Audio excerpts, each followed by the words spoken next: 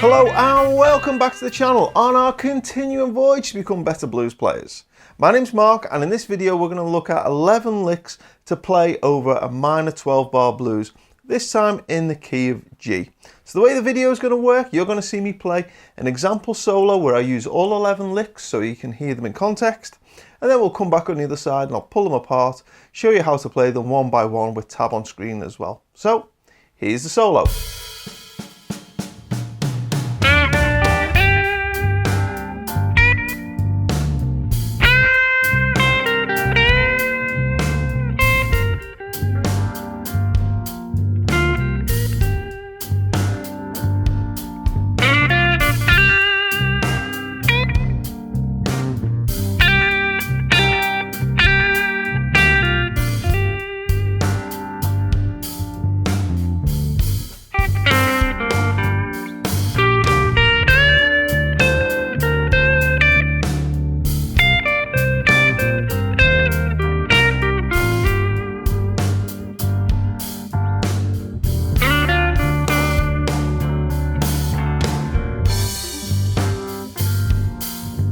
So that was the solo there, and what we'll do now is I will pull all the licks apart and show you them one by one with tab on screen.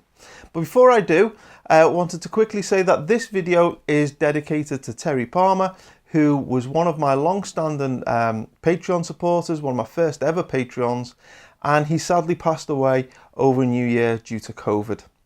So the tab for this lesson is available. That is made available because of the Patreons. They pay to essentially have the tab created. So that tab is going to be available. If you want a copy of that, drop me an email. Details are in the description below. You send me an email. You're not signing up or subscribing to anything. You just send me an email and I'll reply back with the tab. Remember to include the name of the lesson, and this one is Easy Minor Blues in G. Okay, so on with the lesson. Lick 1 in the solo you had heard goes like this.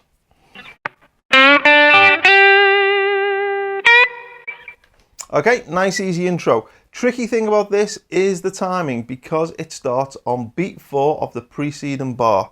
And we play a triplet, so 1 and a 2 and a 3 and a 4 and a, and then you land this note here on the 1 of the first beat of the first bar. Okay, so little run in. If you followed my lessons at all, you'll know I do this on practically every solo. Okay, so the lick goes nice and slow like this.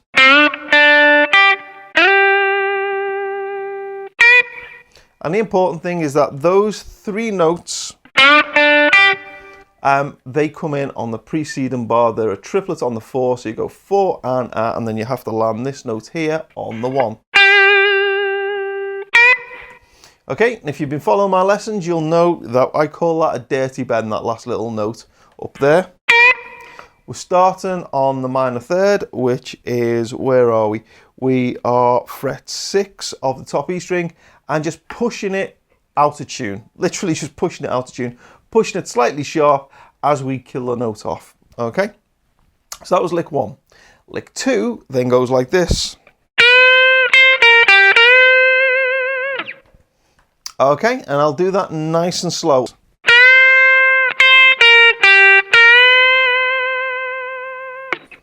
Okay, so what are we doing there? It starts with that bend. Make sure you're getting that bend up to pitch, because what we're doing is the underlying chord has moved to a C minor. So what we're doing is we're bending up to that C. So when you're playing against the backing track, and there is a backing track available, by the way, for free, when you're playing over the backing track, you've got to make sure that that note comes properly up to pitch, because against the C chord, if it's not quite up to the pitch of C, it's going to sound pretty horrible. Your ear should tell you when you're in tune, because it should sound nice and in tune, basically. Okay, so that was lick 2. We got the bend on the 11 all the way up, then hitting 8 on the top E string, 11, 8 on the B string, and then ending again with a 11 on the B string, bending it up, and when you get to that C, then just giving it a little shake. So one more time, nice and slow.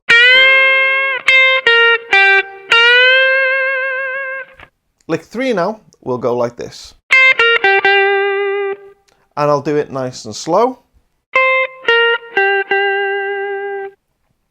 So one of the things you'll notice in this performance, in this solo, is the sections where it's quite loud and the sections where it's quite soft, and that lick 3, that's quite soft.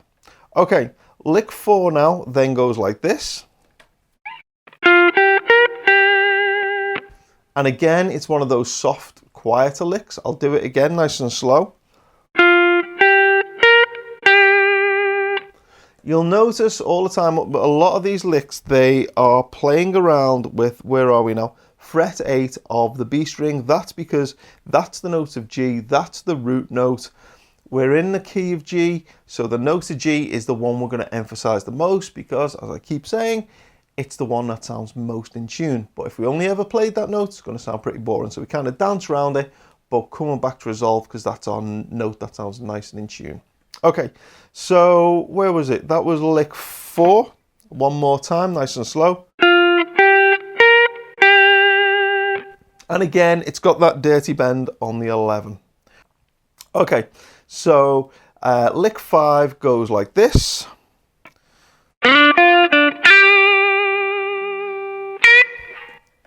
And remember what I said before about dynamics? This is now we're digging in, and that hammer on from 6 to 8 on the B string, I'm hitting that pretty hard. So the whole lick goes like this.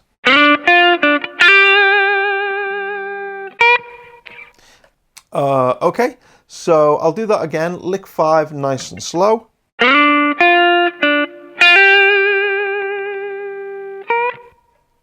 And then we're up to lick 6.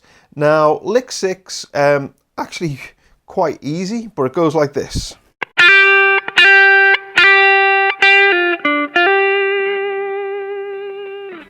And again, you'll hear the dynamics. It starts loud, those initial hammer-ons are quite punchy, and then the end of the lick is quite soft. Okay, so what's going on there? We've got 3 hammer-ons, 6 to 8 on the B string, and they are on the beat 1, 2, 3 with each beat of the bar. So you're hammering on those, and then there's this little run here, where it starts with a pull-off 8 to 6, 7 on the G, and then ending again on the hammer-on 6 to 8. But that little section is quieter. So nice and slow, the whole lick. 1, 2, 3, 4.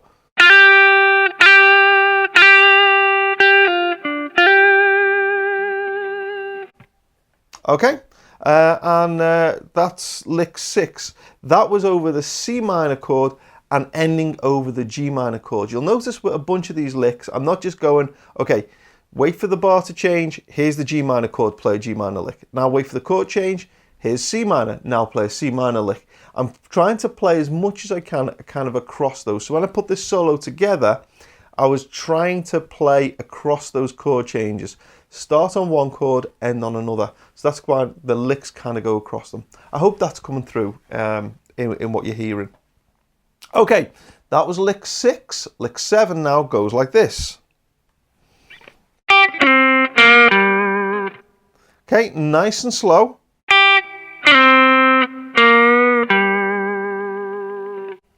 So what we're doing here is we've now moved back to the G minor, and I'm simply outlining that by playing the main notes of the G minor.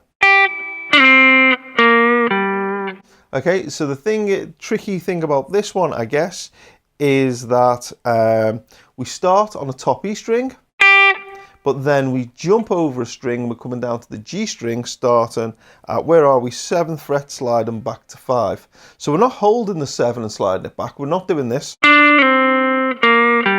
We're not doing that, it's one movement. Now, when you're thinking about this and when you're playing it, the way to attack this is not to think about the note you're starting on, it's to concentrate and focus on the note you're going to end at. So what I'm doing is I'm thinking a lot about fret 5 G string. That's where I'm targeting. And I'm going to start on fret 7, but I'll be honest, if I happen to by accident start on fret 6 and move down, it'd sound equally as good. I mean, that would be like this.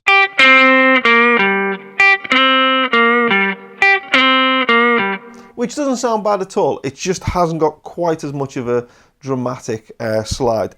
But basically the point of this is it doesn't really matter where you're starting from. The important thing is that you're focusing on where you end, which is fret 5 of the G string. And then we're grabbing 3 of the G string and bending that slightly sharp before resolving to 5 on the D string. And again, that dirty bend on fret 3 of the G string, you can pull that as dirty or as sweet as you like. That's kind of up to you. Important thing here, though, is we're ending again on a note of G. This time, 5th fret, D string.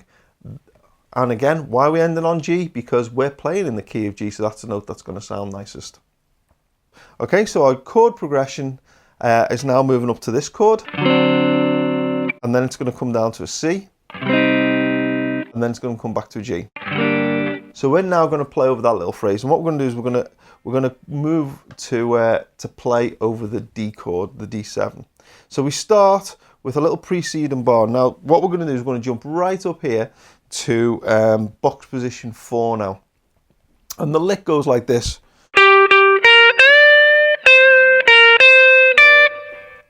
Okay, and that is what gets played over the D chord. Okay, so it starts with 2 on the G string to fret 12, and then fret 11 once on the B string.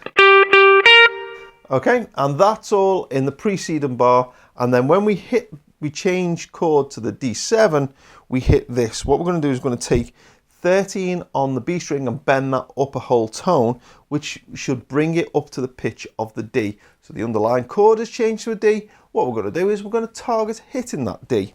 So nice and slow. So far we get this. Okay, then what we're going to do is going to come back down and hit 13, 11, 13 on the B string. And then ending on 10 on the top E string.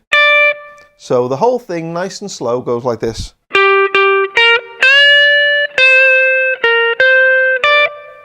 Okay, one more time, nice and slow.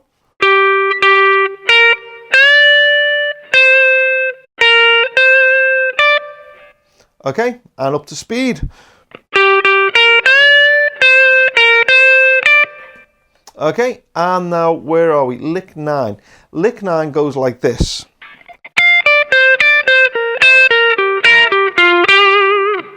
Okay, although I played it with some hammer-ons and pull-offs in the actual performance. You'll see those in the tab, but don't worry about those just yet. Focus on what the actual notes are and the beat, because this lick's got a definite swing to it. 1, 2, 3, 1, 2, 3, 1, 2, 3, 1, 2, 3, okay? Or actually properly count it, because we're in 4/4 shuffle. It should be 1 Anna, 2 Anna, 3 Anna, 4 Anna. And what I'm doing, importantly, is on the 1, the 2, the 3, and the 4, I'm emphasizing, I'm hitting those notes harder. And on the anders, so 1 ander, 2 ander, on those anders, I'm playing softer. So I'm basically going loud, quiet, quiet, loud, quiet, quiet, loud, quiet, quiet, like that through the lick, okay? I hope that makes sense. Basically, think of it in groups of 3. If you know your box position 4, G minor pentatonic, you should know this shape. Okay, that's just the top 3 strings. That's all we're thinking about for now. But what I'm basically doing is I'm going down that scale. I'm going down 3 notes. Okay, and then what I'm going to do is I'm going to go back a note. So now I'm going to do the same scale shape. I'm starting at fret 10 and I'm going to walk down 3 notes. And now what I'm going to do is I'm going to start on the next note down. So this is 13 on the B string and I'm going to walk down 3 notes. Okay, and then I'm going to do the same again. I'm going to start a note below, so 11 on the B string and walk down 3 notes. Okay, so we go 3 notes starting on this string, on this note, then 3 notes on this one, then 3 notes from this one, then 3 notes from this one. Okay, now you break it up like that and it sounds quite simple. The trick then is to play this fluidly, 1 Anna, 2 Anna, 3 Anna, 4 Anna, so you get that nice kind of waltzy, swingy feel to it. And as I said before, you want to emphasize the first of each of those three. So you get this. I'll do it nice and slow. 1 Anna, 2 Anna, 3 Anna, 4 Anna.